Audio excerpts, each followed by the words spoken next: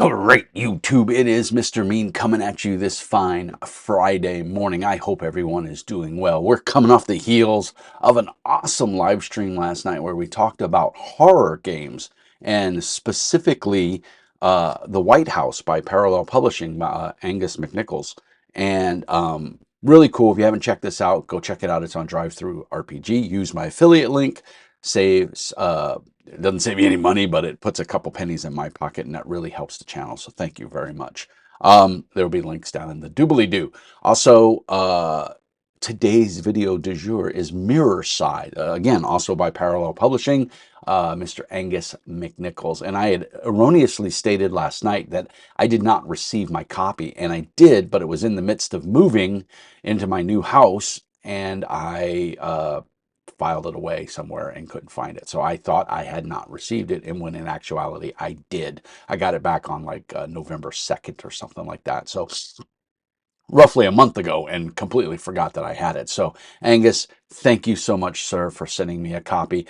Horror is not my shtick. We went over that last night. Everybody kind of knows that Mr. Mean is not really big into the horror, but we had a great conversation. Go back in the doobly-doo there and watch the video on it from last night's sit and chat. It was really cool. That's something we're trying to do every Thursday night. I'm also using Ko-Fi.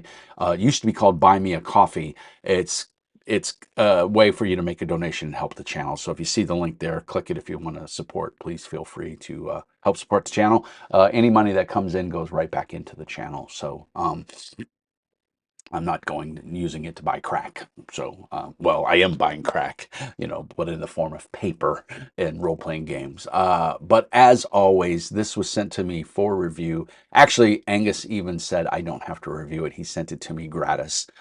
So my opinions are my own. They are not influenced by the fact that I got this for free, although it is super cool. And Angus, I thank you so much. Angus is an independent publisher, and he makes a lot of cool stuff.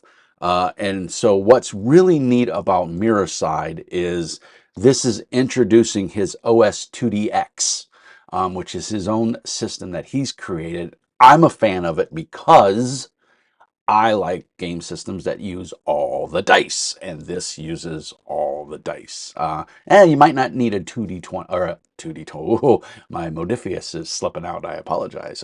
You may not need a d20 as much, maybe as the GM, but as a player, you shouldn't need a d20 very much. So this is a horror game. There are triggers, there are warnings.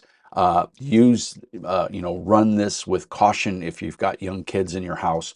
I will say I'm going to praise Angus uh, for one simple thing, that while this is a horror game, it's meant to scare you and invoke feelings of dread and terror and, put you in awkward situations that you don't feel comfortable in. It's very tastefully done. Call of Cthulhu can sometimes hit you over the head. But again, the body horror, the blood and guts, that doesn't have to be necessarily a part of horror. Horror is what you find scary, and for everybody, that's different. We had a big discussion about this last night. And that's what's so great about Mirror Side. I don't like horror, but things like It, the creepy clown, or, zombies, those aren't necessarily super scary to me. Um, so if that's the kind of game you want to run, you could run that. If you want viscera, blood and guts everywhere and aren't limbs being ripped apart, you could do that, and this game will support it. But what the game tastefully does is it has this white and I don't know what color you call that, and I know it's not going to show up right, but it's like almost like a drab green, and the art is done like that, and then. Um, the artist that worked on this book did a fantastic job. I'm going to tell you that right now. The art is very subtle, and I think it's very well done. And for me, that's a big thing. But all the art is done kind of in this format, this kind of bluish green, like lens that you're looking through. Because the Mirror Side, and the only way, and I hate to use this now, there's your obligatory Cthulhu type image. So again, nothing, no guts, no gore, no blood splatters. It's all, I mean, to be honest, I think this is one of the scariest pictures, and it's not even that scary. It's just some, you know, doggos, some hellhounds, some dogs mockers. Um, but the art there's kind of a creepy art right there, you know, and that's as bad as it gets in my opinion. But the art does invoke a creepiness and a otherworldliness, or a mirror side, dare I say. So, what is cool about this game? Well, if you watched Stranger Things and you're a big fan, you're going to love this, because the mirror side is basically the upside down. And maybe Angus doesn't like that analogy, but I mean, after reading this and looking at it and understanding it, that's basically what it is. But what Angus has done is he's set up a world that there's a veil and there's two sides. There's the real side, the real world, which is what we live in, and technology, and cars and planes and cell phones and laptops. And then there's the mirror side, which is very similar to our world, but it's very dark. And the longer you stay there, well, the worse it gets. And that would be where all maybe what we call demons, those are inhabitants of mirror side. And maybe it's people that have stayed there too long and have become something else because they've been, for lack of a better word, corrupted. But what's neat is you could run this as an adventure game. I mean, there were creepy scenes in I can't think of the name of it now. Um, Stranger Things, but there was nothing that was truly horrific. But it was the tone that set. There's creepy things, there's monsters, there's the dog-like things that rip you to shreds. But we never really see it up front. It's always in the background, and it's we see the aftermath. So that's kind of what Mirrorside does, and it does it very well. The dice mechanics, character creation is very innovative, I think. It reminds me very much of the old Cyberpunk, uh, a stat and a skill, and you add those. You create a dice pool, you roll it, and then you take the highest dice. So you don't add them together; you take the highest dice. So, and your stats build a D4, you suck. A D12, you're amazing. And your skills work the same way. So you'll take your strength, and you'll take agility, and you'll roll those to whatever those two dice are. You'll roll them. The GM will give you a target number, and you're hoping to either meet or exceed that. And then there's levels of success, levels of failure. There's advantage and disadvantage, which allow you to roll extra dice. And what's cool about it is disadvantage, you subtract the highest die. You get to add more dice for your dice pool of whatever it is, but you get to subtract. If it's disadvantage, you subtract the higher number, and if it's advantage, you get to take the higher number. So you kind of are creating an extra die pool by adding more dice. So your chances on advantage are awesome, because if you're rolling 2d10, for your strength, and you got a skill of what, a d8 now, and you've got advantage, you can roll more higher dice. But disadvantage cancel those out, and you roll them all. So you have to take your low die as well and roll it and then subtract. So it's very innovative. I like it. The mechanics are very simple. The character sheet, I think, is a work of art in simplicity. There's nothing too crazy about it. It's pretty simple. There's some nice background art, which I think if you get the PDF and you're using Adobe or Foxit, you could take out that background image. I'm sure if it's layers. I don't know for sure. Angus maybe can post in the notes and let us know if there's layers. But it's black and white, which is amazing. This book, if you buy the PDF, it's going to chew up a printer, because there's a lot of this kind of art, which is just going to suck it up. So hopefully the layers are turned on and you can go delete, the background color. But um, this is a great game, I think, for if you have family and friends that are really into the Stranger Things. This is all you need, man. You can run Stranger Things with this straight out of the book. You just change the names, and you've got an amazing game set in a world that everybody's familiar with. Or you can take his world, which is very well done, very well written. Angus is an awesome writer, and what's neat about it is it's a little book. I mean, this is a full, and the nice part is he did his adventure in the same format, the White House. So it's very nice. It's very reminiscent, and we talked about this last night, very reminiscent of Witchcraft to me. CJ Carella's Witchcraft by Eden Studios. This is my favorite um, like Vampire the Masquerade, Werewolf, Mage, The Ascension, uh, Cult. Out of all of those, I would rather run this. This uses a stat and a skill and a D10, and you hit a target number. So this is what I would consider the modern day version of this. So if you have witchcraft and you like it, then this you're gonna dig this because it's very similar. The mechanics are different, but it's very similar in its tone and its feel and how it seems like it plays out. I haven't got to run this. Maybe we can get Angus on the channel and he can run a game for us. That would be super cool. The problem is he's over there in I think Scotland or Ireland. I can never remember, but he's in one of those places. So time change screws us all up because unfortunately we're here in the U.S. and so when it's daytime here, I think it's getting close to nighttime there, if I remember correctly. But anyway, the White House is the first adventure for Mirror Side. Um, if you're into horror, if you're into the spooky stuff, this is the game for you. The art is very well done. It's extremely consistent. It's a hardback book. How many pages is it? It is 98 pages with actually it's 100 pages with 2 blank pages for notes. Or if you're like me, you don't write in your books unless it's an adventure. I write in my adventures, but I don't write in my hardback books. Um, OS2dx is the system. There's more to come for this from Parallel Publishing.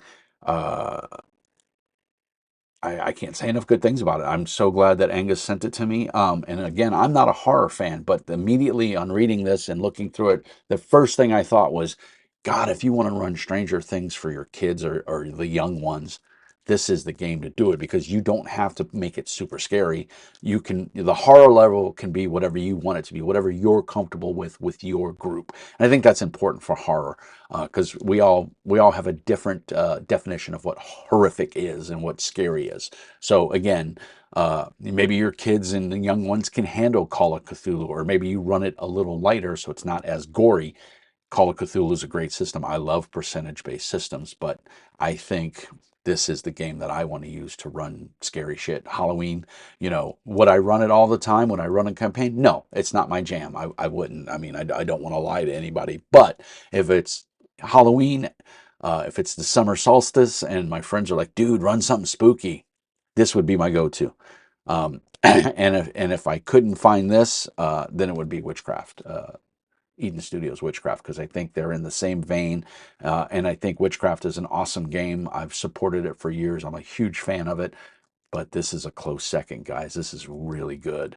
So if you haven't picked this up, I don't know what the retail is because, like I said, I got it for free. So again, a huge thank you to Angus and Parallel Publishing. But I think it's on DriveThru RPG. Probably go to Angus's website and buy it directly from him. I'll try to put a link to DriveThru in the show notes. But I just wanted to do a quick video to say to Angus, thank you so much. And to everybody out there that's into horror, that's into scary, spooky shit, this is the game for you. If you're not into big, complex systems, not that Call of Cthulhu is complex, but it's a little crunchier than this. This is pretty simple. Margins of success is your thing, dice pools are your thing, then you're gonna like Mirror Side. And again, the art is phenomenal in here. Kudos to the artists; they did a great job. Dominic, Grand Failure, uh, Colic, Grand Failure. Oh, and then Colic is a different person. I use Sean, Warmtail, Luke Barkley, and Art Cuboy. So did all the interior art. So awesome, well done. I will say the cover to me does not set the tone for the interior art. So we eat with our eyes, as the old saying goes. And if you look at this, you think, oh God, this, at least for me, and I could be wrong. Let me know down in the doobly doo if you feel the same way. But I look at this and I think, oh God, this is going to be full of blood and guts and gore and scary clowns ripping things apart. But when you go through here and you flip through the art, as I've shown you, it's very tastefully done. There's no gore. There's no, you know, horrific pictures. I mean, they do lend an air of scariness to them, but nothing like what's on the cover. So for future thought, Angus, maybe if you do a 2.0, maybe use some of that interior art that's in here for the cover. It's a cool cover, don't get me wrong, but there is that also that point that a lot of times killer clowns really scare the shit out of people and they won't touch it because there's a killer clown on the front. You can't please everybody. I get that. I like the cover. Clowns don't bother me, but I just I think if you're looking at this, I think the first impression is going to be this is a gory, horrific, body dismemberment and everything because here's a bloody clown, and it's not like that on the inside. The interior art is what I showed you, the kind of bluish gray, greenish tint, drab green, tinted through a blue lens.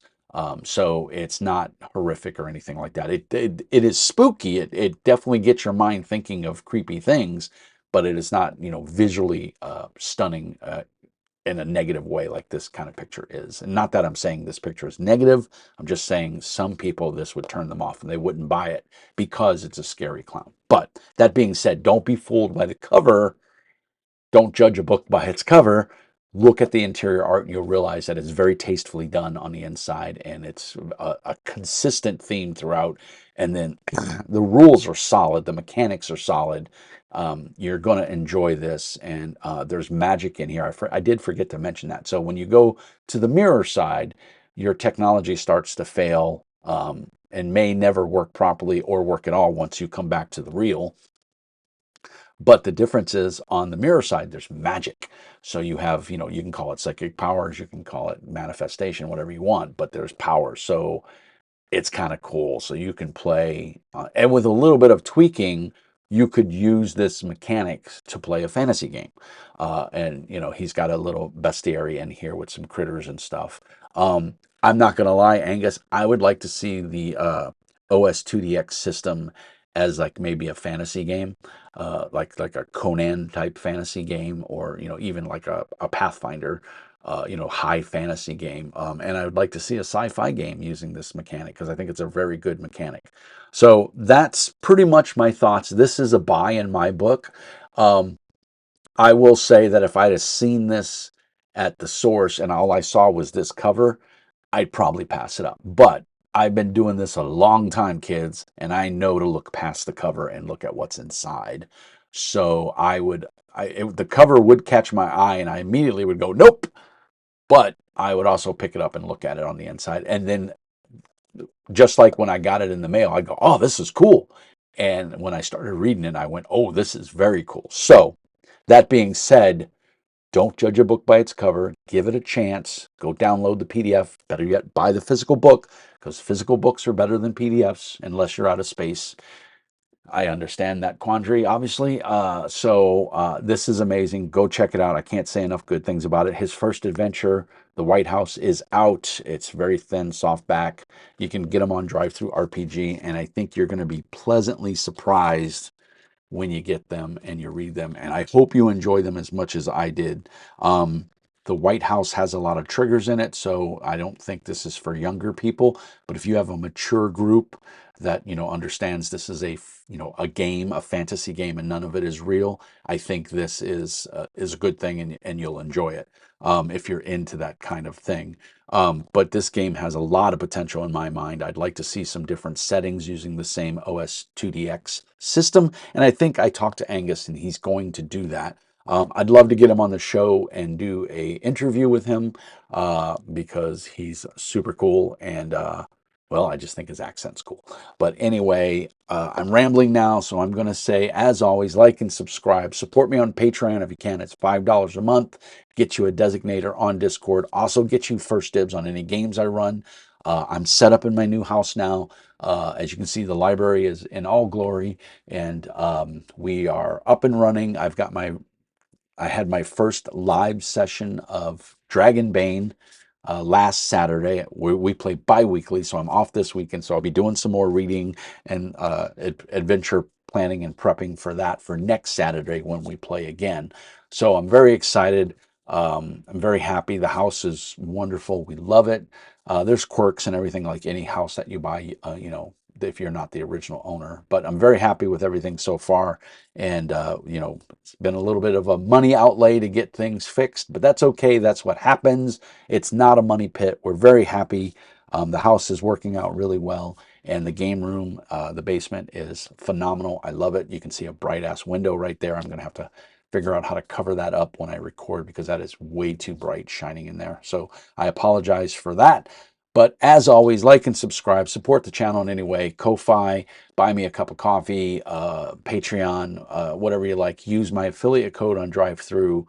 And I have ZellyPay if you want to send a one-time payment through ZellyPay, but Ko-Fi works just as well. And to be honest, I think it's easier. As always, thank you so much for watching. Hit that like button, hit the subscribe button if you want to be notified. Hit that bell to be dinged when I donged, as they say. And as always, guys, thank you so much. I can't stop gushing. You guys are awesome. We had a great turnout last night for the sit and chat. So we're going to do it again next Thursday. And some more reviews are coming, guys. I'm going to do an after action report of Dragonbane and what I think of the rules and everything after running it. So really enjoying it. I hope everybody is well. Have a fantastic weekend. I'll talk to you soon. Peace out. And remember, be nice.